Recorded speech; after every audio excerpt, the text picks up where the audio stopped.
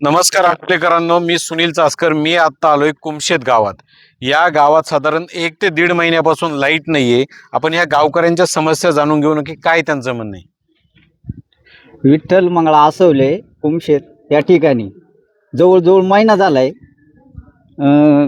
S T येत नाही आणि लाईट नाही. तर आमच्या ग्रामपंचायत म्हणजे गावकऱ्यांनी आम्ही त्याला ठराव दिलेत. आम्ही ऑफिसली जातोय, फक्त ते करू करू म्हणतात, करायच्या नावानं काही करतीच नाही. म्हणजे इतकी गैरसोय झाली ना कुमशेतची.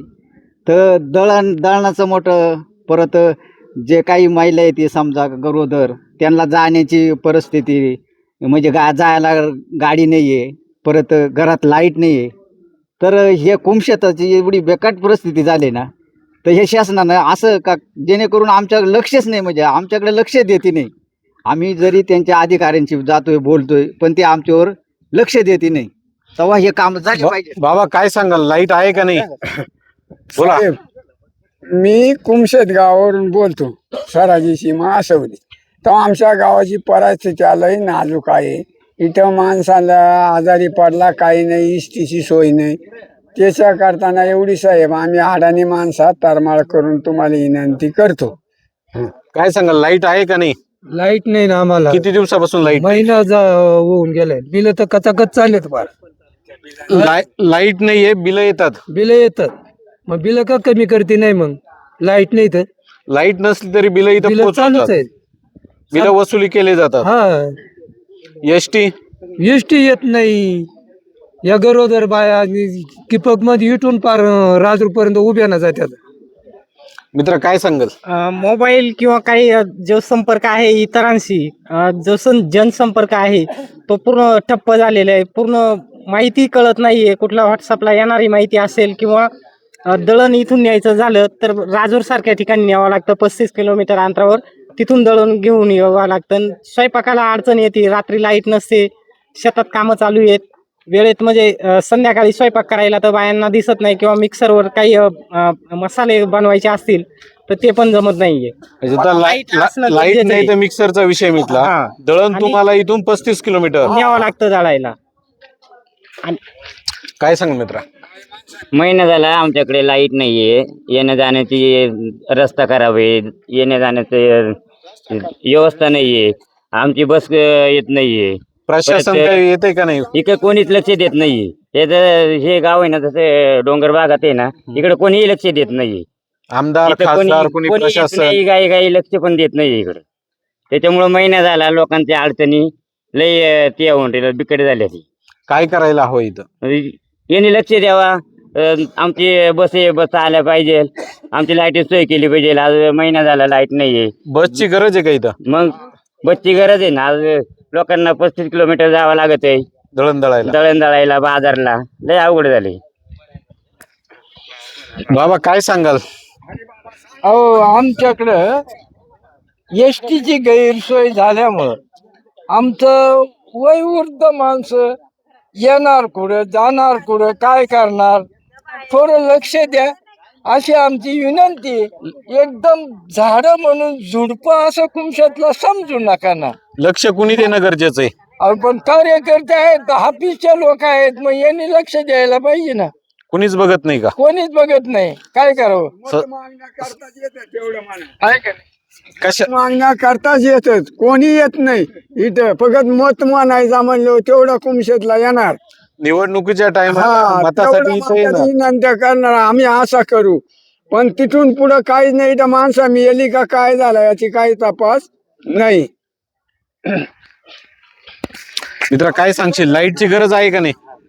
आमच्या गावामध्ये आता जवळजवळ 3-4 महिने झाले लाईट नाही आहे. मुलांना इडून जाया येण्याची सुविधा नाही, गाड्या बंद आहेत. कारण आपण या गावामध्ये जवळपास दळण डोक्यावर लोक राजूरला इकडे तिकडे घेऊन जातात. आता लाईट नाही म्हणल्यावर पिण्याचं पाणी, पिण्याच्या पाण्याची पण भरपूर अडचण आहे. आमच्या गावामध्ये लोकांना पिण्याचं पाणी सुद्धा व्यवस्थित नळाला पाणीच येत नसेल. नाही. पूर्ण कनेक्शन जे काही आपले याचे पायपाची जे लाईन झालेली आहे ती पण ती मोडकी तोडकी अजून पण रिपेअर झाली नाही. आमची विचार केला पाहिजे त्यांनी. कारण आमचे लोक एवढे पाण्या पावसात एवढं लांब जातात राजूरला डोक्यावर दळण घेऊन. किती अवघड परिस्थिती आहे. पाणी पिण्याला सुद्धा लोकांची अडचणी आहे. आमच्या गावामध्ये पाण्याची महत्वाचं झालं पाहिजे. काय सांगाल? मी कोयंदळे असं सांगतोय की जवळपास महिना झाला आमची कोणतीही सेवा इथं नाही. म्हणजे बस येत नाही, लाईटीची सोय नाही. लाईट नसली तरी पण बिलं चालू येते. इथले लोक बिलं भरतात ती. आणि बसची अशी अवघड परिस्थिती आहे की 8 दिवस झालं प्रस्ताव देऊ नये तरी पण बस येत नाही. नेमकं त्यांचं म्हणणं काय, हा हलगर्जीपणा ते करू राहिले. ती तुम्ही वारंवार पाठपुरावा केलाय, वारंवार पाठपुरावा केलाय, त्यांना माहिती पण दिलं, पत्र दिलंय त्यांनी. बस येत नाही, लाईट नाही, लाईट नसल्यामुळं कोणी सरकारी माणूस सुद्धा येत नाही. म्हणजे तहसील नाही आलेलं, आमदार नाही. इतका पाऊस पडतो इथं, कोणी दगवल्यानंतर पाण्या पावसात लय अडचणी येते. तुम्ही आमदारांबरोबर किंवा त्यांची कोण टीम असेल त्यांच्याबरोबर काही संपर्क केला का? काही त्यांच्याकडे केलं संपर्क तरी काही कोणी आलेलं नाही इकडे. काहीच नाही. संपर्क केला, तुम्ही सांगितलं लाईट नाही. तहसील नाही, कोणीच नाही. आता महिना झाला, म्हणजे त्यांनी थोडं लक्ष द्यायला पाहिजे आमच्याकडं. मी एकदा अकोल्यामध्ये आमदारला म्हणलो होतो, म्हणलं साहेब अहो ते परवचनची आजाची केवढी परिस्थिती झाली, रस्ता तुम्ही सोयीचा करीत नाही तर मग मला करू तुम्ही काय घाबरले, कोण म्हणताय म्हणलं. आता ते बाहेरचे मंडळी आमच्यावर दवगंतलं त्या करते, म्हणजे का बुवा तुम्ही रस्ता करून घेत नाही, आमदाराकडून का काही करीत नाही. तो मला सुद्धा म्हणला करू ना, काय एवढी घाई झाली, कोण म्हणताय बा कुठला बाहेरचा माणूस, म्हणजे काय करावं असे. जर हे आमचं मान्य करीत नाही साहेब, काय करावं बा इथून पुढे, मग ते पहा बा. एवढ्यापर्यंत मी त्याला समक्ष बोललो होतो. हा रोड केलाय तो कुणी केलाय? तो ठेकेदार होता बा. मग तो कोणता नाही ठेकेदार केलाय रोड, समजा काही रोडचं काम चालू आहे ते व्यवस्थित आहे का चुकीचं आहे? काय त्याचं काय, गाड्या जर सोडित नाही तर काय जातं चुकीत म्हणायचं तर काय आहे? काय जर तिथून गाड्याच पुढे सोडित नाही, जर गाडी आली का म्हणतात नाही नाही रस्ता बरोबर नाही, म्हणजे आम्ही काय करायचं. वाग्यापासून म्हणा रुंदीकरणच नाही झाला आमचा.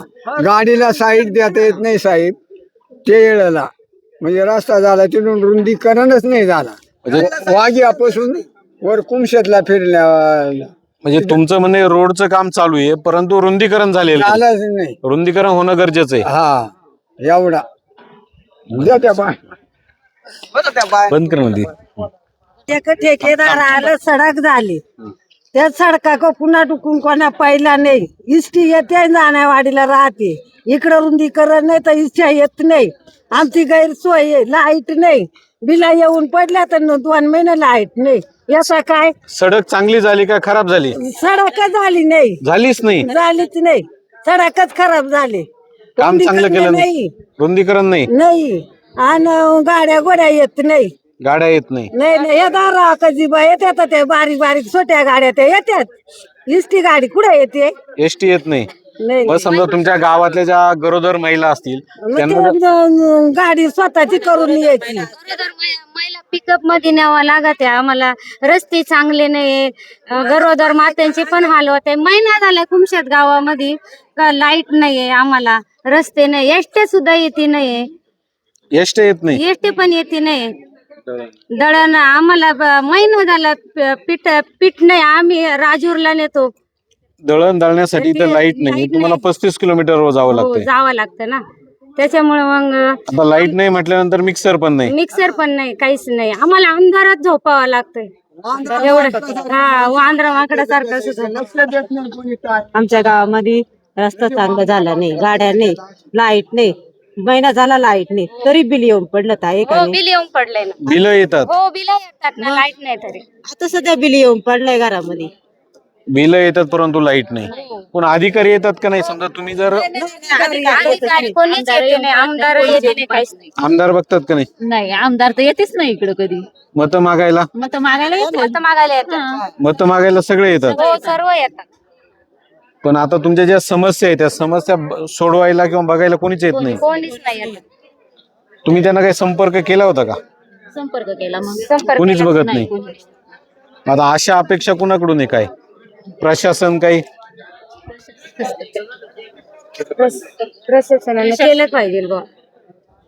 मावशी काय करायचं, काय जगायचं किंवा काय? काय जगायचं मग आता तुम्हीच पहा, कस जगायचा का मरायचा. आमची जर गैरसोय आहे तर आम्ही कसा जगायचा, कसा जगायचा. आम्हाला इष्टी नाही, लाईट बिल लाईट 2 महिने झालं वायरी पडल्यात खांबळ ती दुरुस्त कोणी करीना कोणी डुकून पण एवढा लोट गेला पाण्या पावसाचा तर कोणा डुकून नाही पाहिला कोणी हे आमदार आणि कामदार कोणी डुकूनच आले नाही फक्त निवडणुकीला येतात बरोबर मत मागून येतात निवडणुका आल्या का मत मागायला सगळेच येत हा, असतात, सगळं पण निवडणूक हे निवारा कोण निवारेत बरोबर. आपण सांगा काय परिस्थिती आहे तुमच्याकडे? अहो परिस्थिती मध्ये पहा एसटी नाही आज 2 महिने झाले लाईट नाही आणि अंधारामध्ये तुम्ही इकडे पहा डोळ्यात बोट घातला तुम्ही संध्याकाळची 9 वाजता या डोळ्यात बोट घातला दिसत नाही डोळ्यात बोट घातलं आणखी दिसत नाही पण मग सांगतो तुम्हाला हा आणि काय करणं गरजेचं आहे? एसटी येत नाहीये, लाईट नाहीये, हा.